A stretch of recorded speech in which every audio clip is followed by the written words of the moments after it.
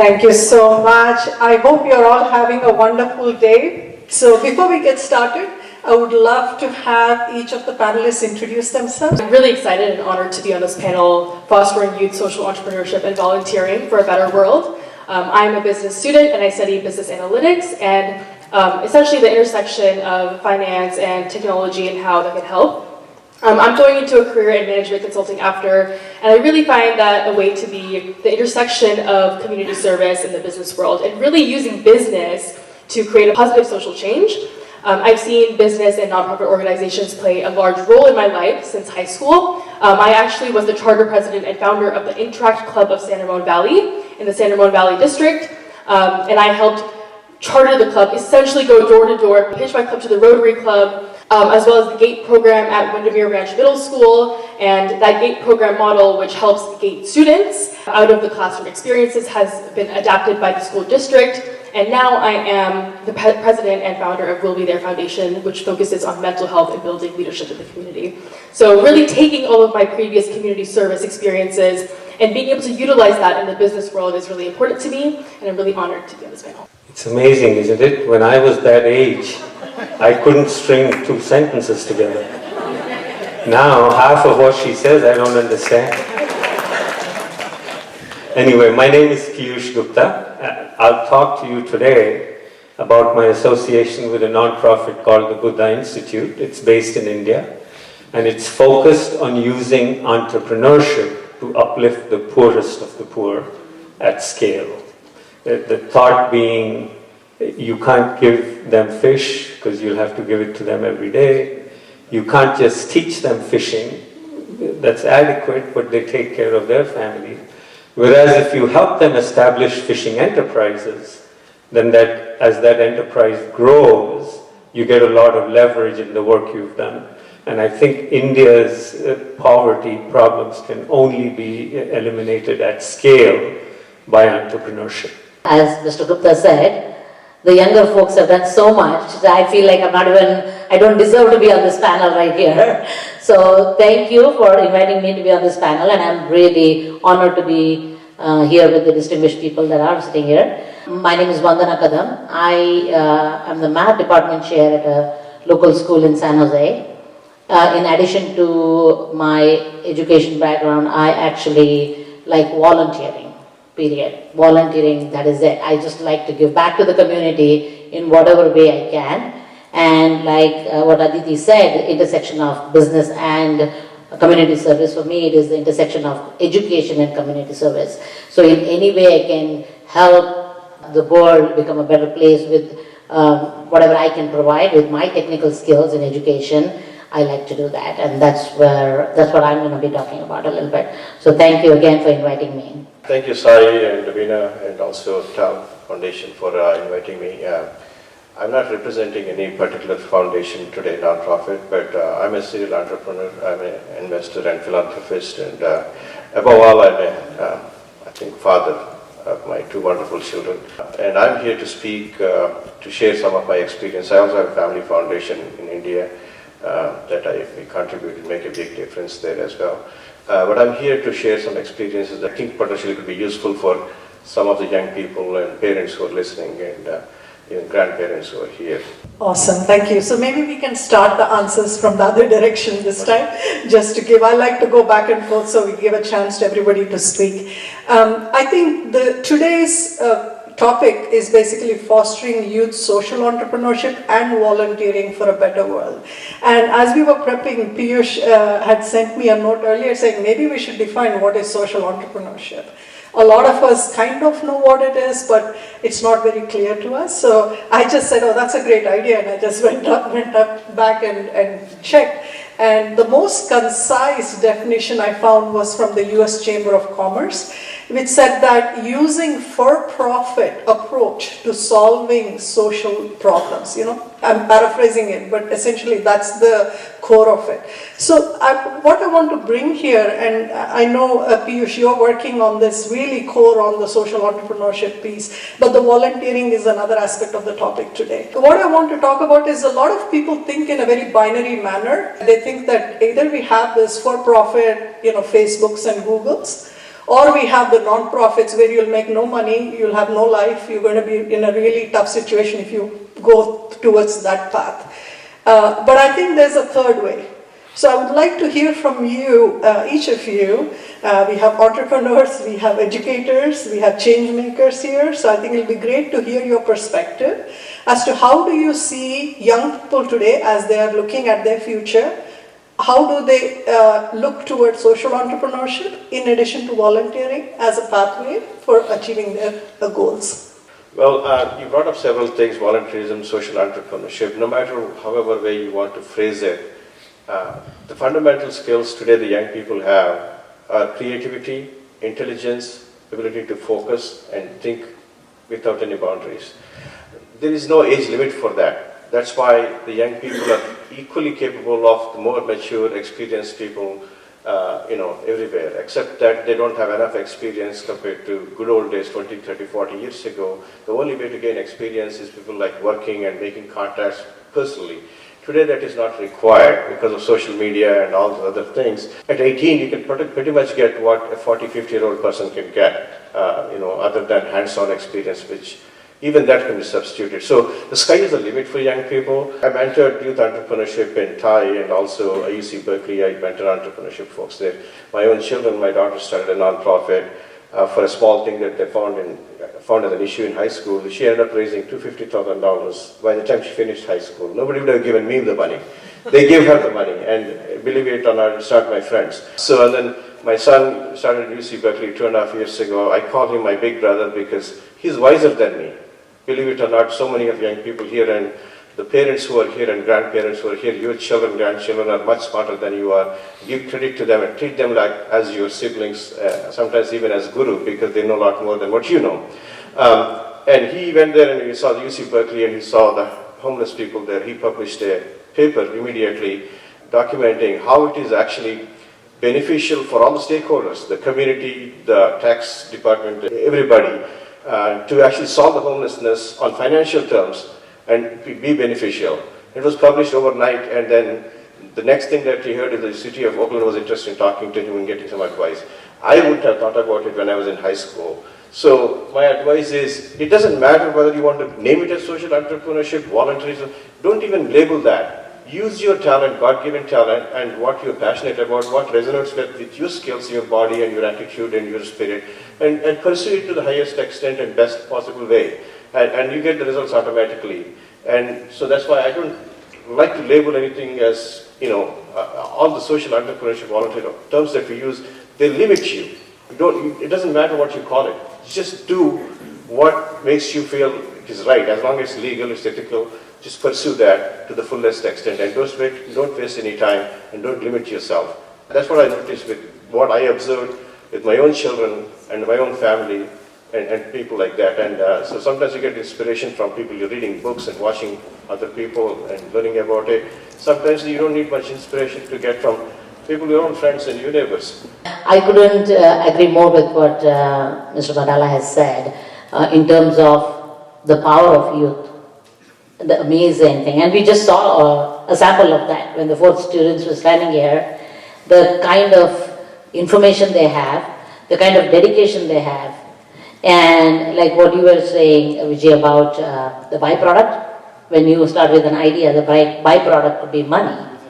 For them, they may start off the volunteering with the idea of getting hours, but the passion is there. They want to do it for some social cause. And then, they have the hours that just come as the byproduct. The President's Medal comes as a byproduct. So, going on with what, just literally piggybacking on what Mr. Madala said about the ideas these kids have. The creativity is boundless. They just come up with all these ideas, and what I have noticed as a volunteer coordinator is the kind of work we get from these kids. They do come there for the hours, but the passion is there, and the final result is amazing. I was just talking to Raj Gandasri, who's also associated with North-South Foundation, the organization that I am associated with for the last 30 years almost. And the reason I started with them is because of the mission that they have of bringing education to underprivileged students in India. And so a lot of these things, the volunteering, it seems like it's small what you're doing here, but has a big impact. And what I would say is for these young students to continue with that work. It's almost like, I don't even need to give them advice because they are doing it, but kind of keep it on. The one other thing I've noticed, the last thing I'll say on this is volunteering, I think, is contagious. If one person does it, then their friend wants to do it. The next thing you know is their brother wants to do it, or the sibling wants to do it, and so it carries on inside the family, within your friend circle. And the only advice that I would have is continuing on. Once you start, you're doing it in high school, you're doing it in middle school, whatever, and keep on going. Like what Mr. Madala said about Ajay, who looked at homelessness and decided to do something about it. So, great job the volunteers doing. I think nobody will argue with follow your passion or do what you're good at. But 99% of us who follow that get on the treadmill and run after money. The question we have here is, how do we encourage the 1% to grow to 2% and 4% and so on? So with due respect to Srini, we're not talking about following passion, we're talking about how do we increase people, and there are two dimensions here. I have 2 kids. Now one wants to make money, right? And the other, she's a criminal defense attorney. She could be making tons of money, but she's been a public defender. And today she's defending one of the Guantanamo accused, right? Her life is half the time in DC and half the time she's in Guantanamo Bay. How do we brought the 2 kids up the same way, right? What is it, and because we are talking volunteering, I think it's important not to limit ourselves to social entrepreneurship, which you gave a good definition of. When we are talking about volunteering, non-profit should be included as well, and there's a range. If I ask you, what is Goodwill Industries, for instance? Is it a social entrepreneurship enterprise, or is it a non-profit? And the answer is it's both. So I would just say, look, and my focus is on how to use for-profit companies to uplift the lowest, and so your responsibility is to make profit so that you can exist and you don't keep going after grants. But you have a greater responsibility, which is to plow all those profits back into your fundamental cause, right? And I think the one thing I know, I've asked my daughter, for instance, what motivates you to do that as opposed to make money? And there is this thing about job satisfaction. And she and I, when we talk, I said, sweetie, you will never make as much money in your life as I have done in a few years. And conversely, I will never get the job satisfaction in my life that you have gotten in a few years. So that's the balance that we need to continue to get kids to see. And this one can shed light on how to.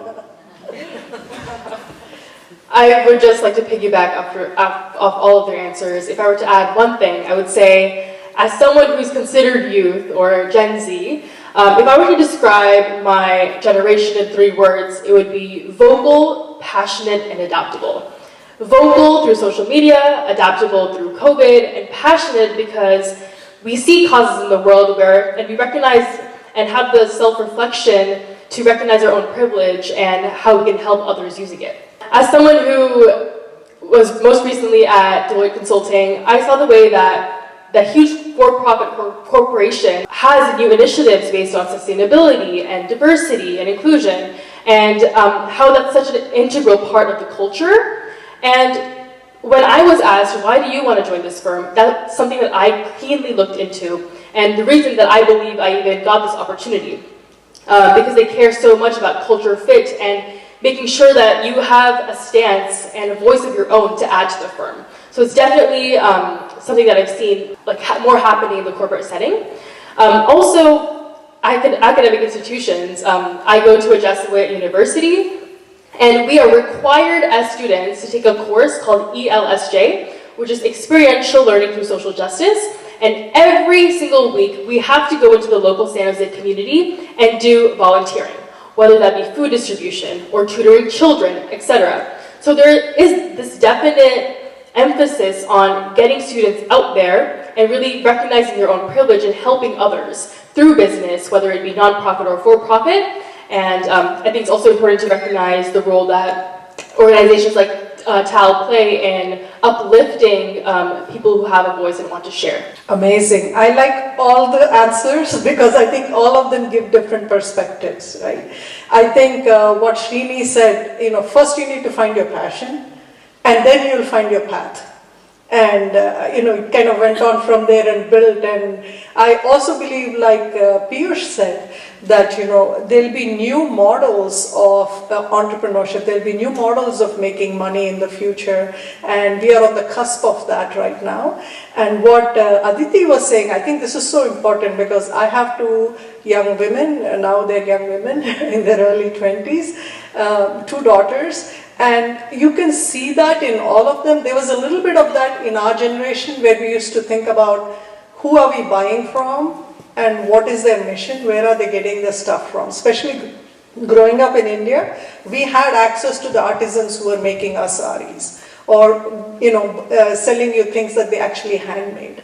But in our world today, we are so separated from the people who make things to the people who consume things. And I think this new generation is much more interested in understanding where things are coming from and what those organizations are doing to make things better for the people who are making things. So I think there's a fundamental shift in consumer behavior, especially for Gen Z and maybe even millennials and so on, and also potentially all of us who've become more conscious because of these barriers breaking down with social media and others. We always think about the negative things. I think there are positive aspects of technology.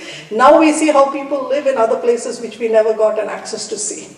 So now suddenly we are aware of our consumerism and what its impact is. So do you think that plays a role in how we see the world in terms of, when you start a company, whether it is for social good or otherwise, you have to think this perspective. To even just be a good startup, to be a good entrepreneur. Do you see that happening?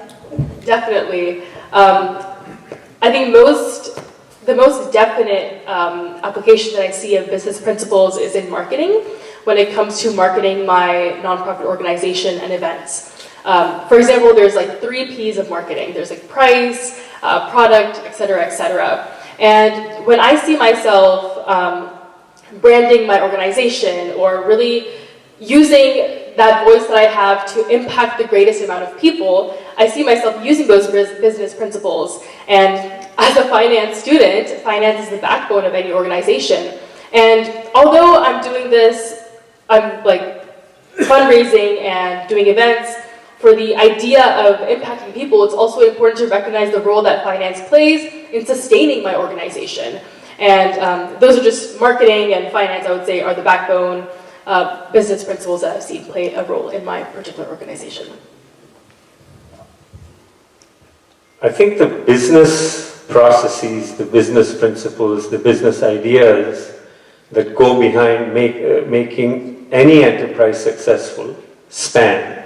They're the same for a non-profit or for-profit. But I think the motivations of the two are very different.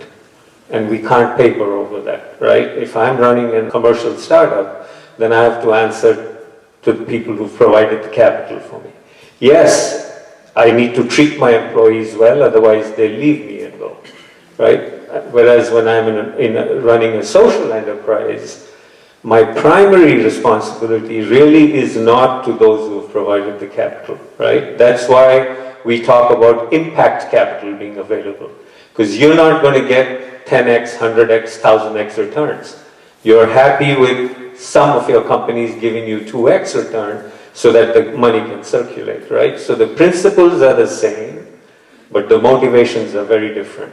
And what I will add over here is there is a misnomer.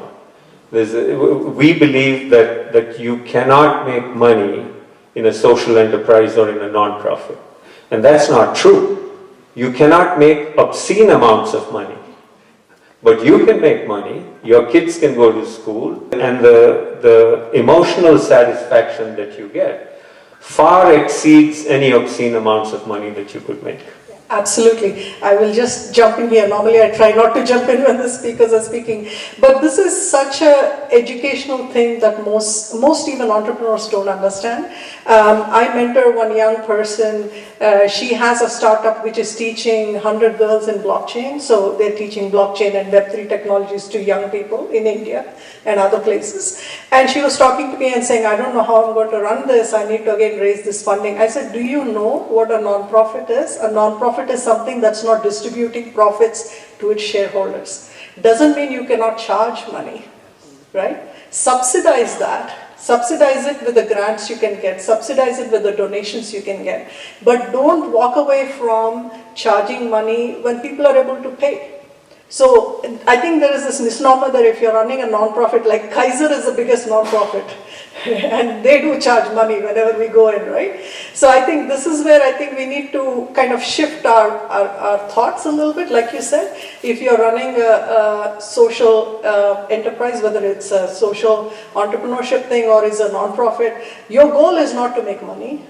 But you need to sustain yourself to be able to do that. So sorry to jump in, but please. That was a perfect time to jump in because I have not started a company, so I would not be able to talk to that. But the only thing I will say is I have started a force, a volunteer force, and have taught them how to be good citizens. And those are the people I think will take that part of the good citizenship into doing social good. And the only thing I would say is, considering what they're doing, just keep in mind the population it affects. You know, sometimes we try to do something in one place and it could be hurting something else, like, you know, you're talking about fashion or buying from the local people, which definitely doesn't happen here, but these kids have the awareness to consciously go towards that. And so sustainability is a big thing. So those are the kinds of things I would say that they should keep in mind when they are doing any of these social entrepreneurships or any setups that they may have. A couple of things I like to bring it to your attention. Again, it's meant for the young people here. Everybody is young, actually. Anybody under 60 is young.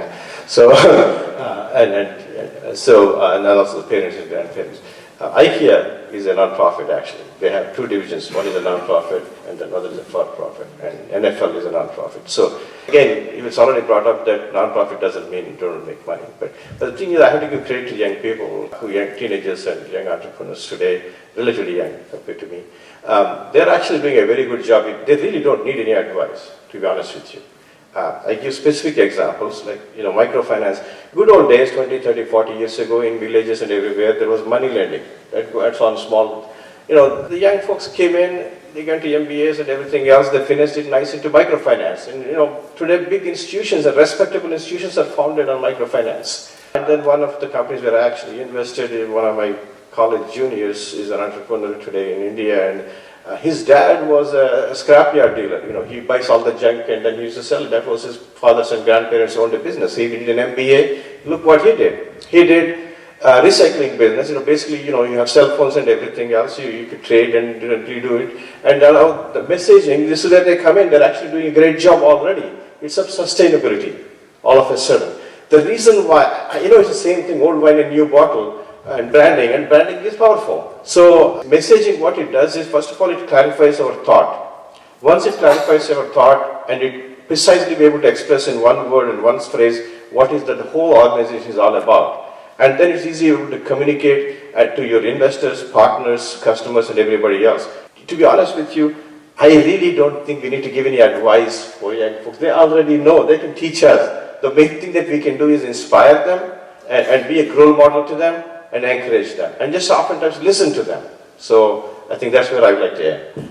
Awesome, thank you. We'll go back this way and have a quick 1 or 2 sentences. I think we are going to end this soon, but 1 or 2 sentences about both to the parents and the students or young people who are here, especially you, Vandana, because you deal with them on a daily basis. So the one thing I will say is, the biggest joy of my life is interaction with the young, day in and day out.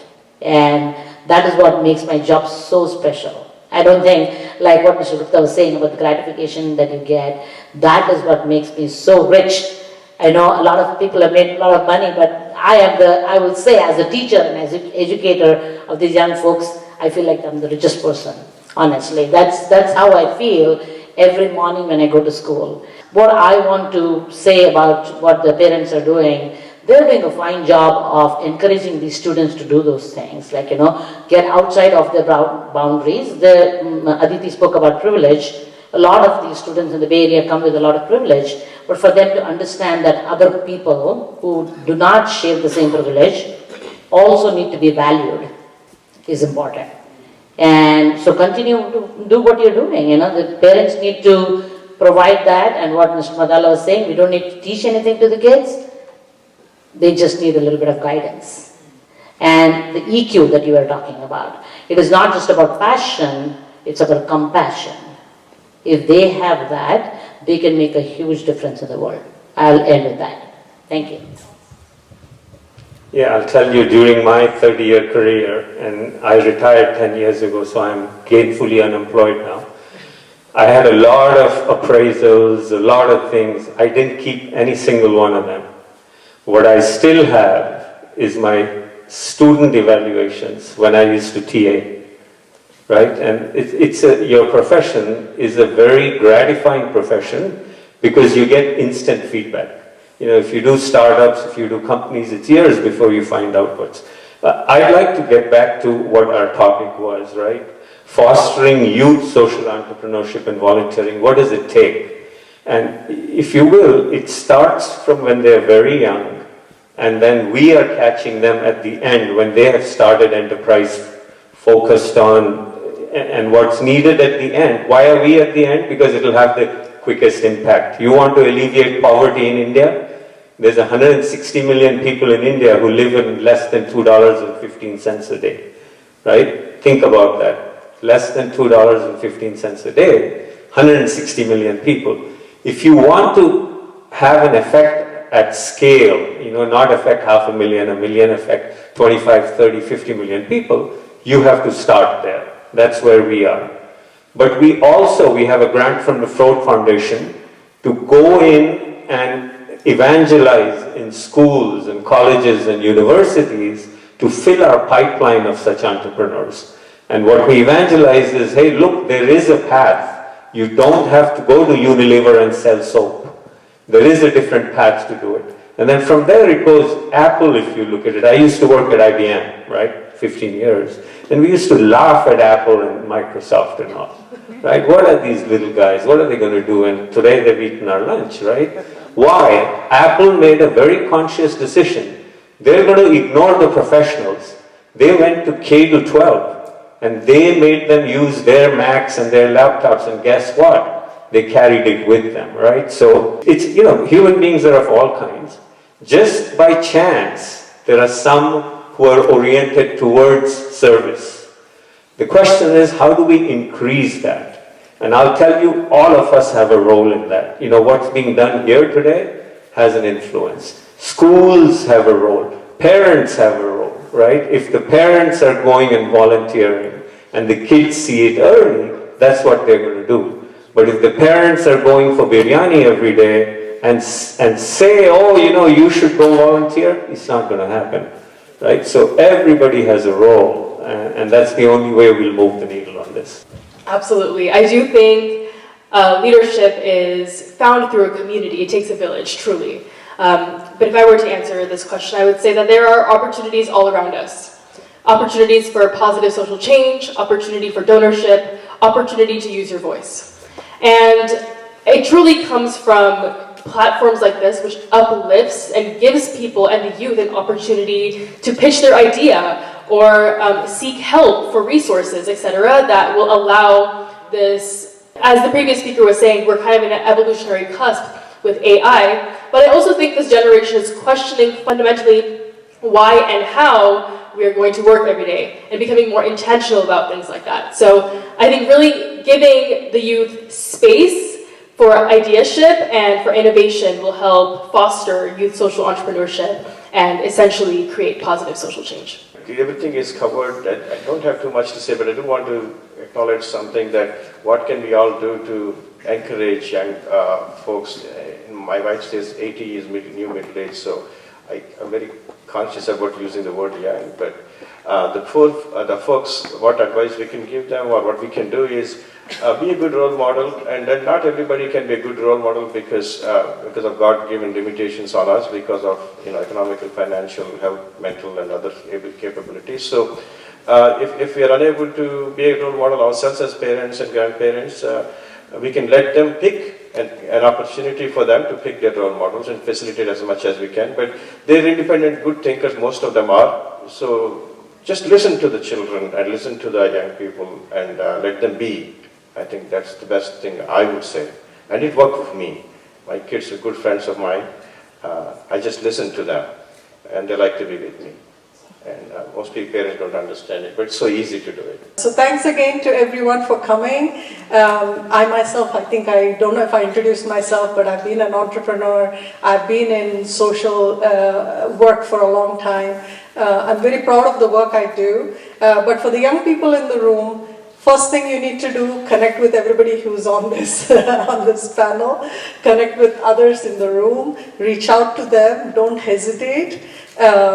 What will they say? They'll say no, and that doesn't hurt anything. It's okay, right? But don't worry about it. Reach out if you're passionate about something. Just continue working towards it, and there are people who will help you. Thanks again for everyone for coming this evening.